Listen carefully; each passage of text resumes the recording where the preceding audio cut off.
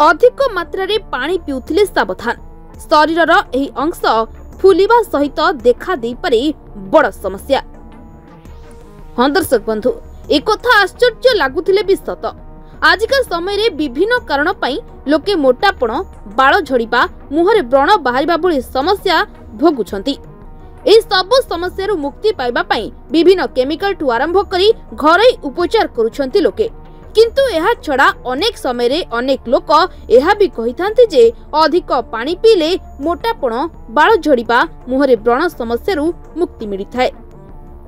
किंतु ना, ताहा भी भूल।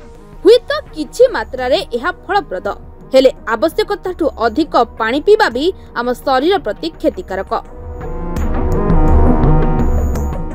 ए कथा सुनी हुई तो आश्चर्य लगुथिबो जे पानी रू भला केउ समस्या देखा देई पारे। तेबे आसंतु जानिबा अधिक मात्रा रे पानी पीले कोन असुविधा होइथाय।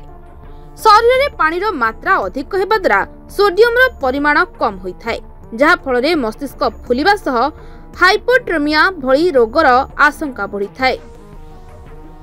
खाली सेतिक नुहे, मात्राधिक पानी पीबा द्वारा शरीर रे विभिन्न प्रकार असुविधा मध्य देखा दै थाए, जेपरि पाचन प्रक्रिया रे असुविधा। आवश्यकता ठारू अधिक पानी पीबा द्वारा शरीर पाचन क्रिया रे बाधा देखा दै थाए। साधारणतः खाद्य हजम पई पानी निहाती आवश्यक, किंतु मात्राधिक पानी पीबा द्वारा हजम पई व्यवहार पाचन रस सठिक भाबे काम करि न थाए, जहा फल रे पाचन प्रक्रिया रे असुविधा होई थाए। एहा छुड़ा कम निद आसीबा। अधिक पानी पीबा द्वारा राति रे सठिक परिमाण रो निद होई न थाए, कारण अधिक पानी पीबा द्वारा बारंबार परिश्रा लागि थाए, जहा फल रे राति रो निद संपूर्ण होई न थाए। एणु खास करी मधुमेह रोगी को राति समय रे कम पानी पीबा को डाक्तर उपदेश दैथांती। सेपरि हार्ट प्रॉब्लम, अनेक समय रे अधिक पानी पीबा द्वारा हृदरोगी निकट रे हृदघातर समस्या बढ़ी थाए।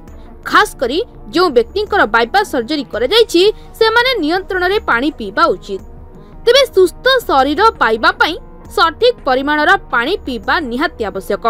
जदि आपण अधिक कठिन काम करूनाहांती तेबे दैनिक 8 ग्लास बा पाखापाखी 4 ରୁ 5 लिटर पानी पियंतु। जदि अधिक परिश्रम काम करूछंती तेबे 1 ରୁ 2 ग्लास पानी बढ़ाई पारंती। ब्यूरो रिपोर्ट, सरकार न्यूज।